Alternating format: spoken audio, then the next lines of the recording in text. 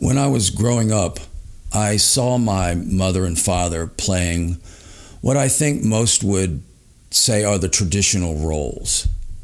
My father was the disciplinarian and my mother was the counselor. If on Saturday morning I was still in bed at 10 a.m., which I was, I would hear the lawnmower beneath my window.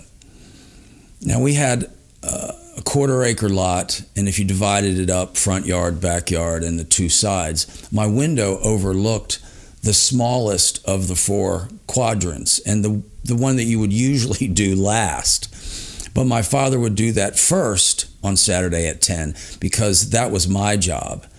And although there was not a rule that said I needed to be out of bed at 10 a.m., that was the unspoken rule.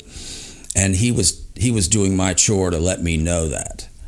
So knowing that if I stayed in bed, he would finish the job and I'd never hear the end of it, I would angrily get out of bed and stomp downstairs outside and convince him to let me do it. Because I would stand there, okay, Dad, I'll do it. And he would say, no, I'm already doing it. And I'd have to convince him to let me do my chore, but he would.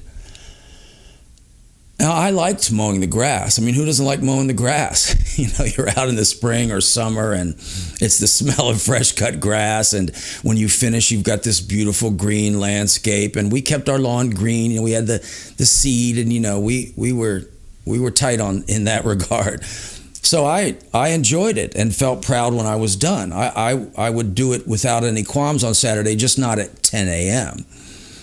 And yet, despite this, because of our disagreement about when I was to be doing it, my father and I would fight about that and anything else we could think of that day and, for the next 10 years.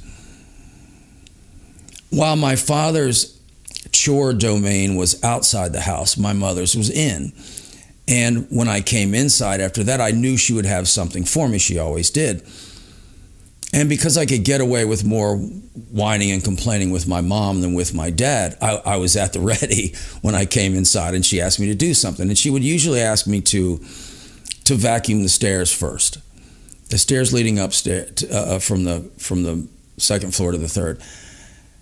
And I would whine and complain, why do I always have to do it? Why can't Jan do it? It's so hard. And my mother, very much unlike my father, would say, yeah, I know, you're right. I probably should do it myself or have Jan do it, but it's just that nobody does it as well as you do. Now, it took me years, but certainly by the time I was 13 or 14, I knew that she was manipulating me. It almost became a running joke where I would smile and she would rarely crack, but we both knew what was going on. And yet, my ego wanted to believe that something about what she was saying was true. So I would willingly do the job. And not only that, I would make her lie or manipulation a self-fulfilling prophecy in that I would do a good job. If you have an upright vacuum and you've got to vacuum the stairs, you got to hold the upright on the stairs while you vacuum the other stairs. And with this, we had this bright blue, royal blue carpet up the stairs, so even the smallest piece of lint would show. So I'd have to hold the vacuum with my shoulder, hold the suction nozzle with the left hand, and pick the little pieces of lint up with my right and put them into the thing to make sure it was perfect. But that's what I would do. And when I was finished, I would survey my landscape to make sure, in fact, it was perfect. Later in life, after my father had passed, my mother remarried. Now, up to that point, I had only seen her, 99% of the time in our immediate family, and beyond that would be extended family or close friends. And she was always seemingly in that role as the wife, as Jim's wife. But when I saw her in this new environment, the man she married had a bunch of kids, so it was a big group of people. At the wedding and our Christmases, there would be a large, very large group. And I saw my mom anew. I saw her in this new context, and I realized that she was not the weaker in any way, that she was in fact quite tough. Now, I wouldn't say my mom is mean, but she's got an edge. And I recognized what I think many do as you grow older, as you mature, that my father responding to his emotions and displaying the traditional, what we think of as the more animalistic strength, displaying that strength, it was actually my mom who was the stronger of the two.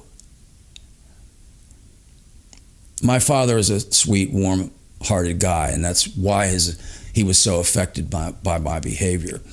But my mother, she was up first and probably did more work than anybody. So there's no doubt she was unhappy about my behavior as well. But she wasn't going to let that stand in the way of getting done what she needed done and creating the environment that she wanted created. Now, I am on a crusade to get the world's leaders to use a more strengths-based approach. It'll change the lives of billions of people.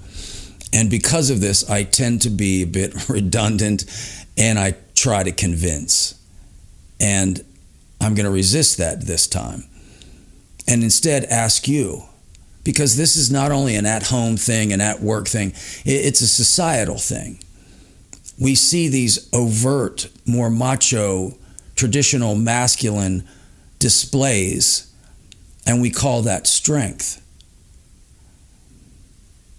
But what is stronger? And because I'm loading this on LinkedIn, we'll look at the workplace. What's stronger? The leader who barks in response to his or her emotions, or the leader who does whatever's necessary to produce the outcome that they want? I would argue it's the latter, but I put it to you.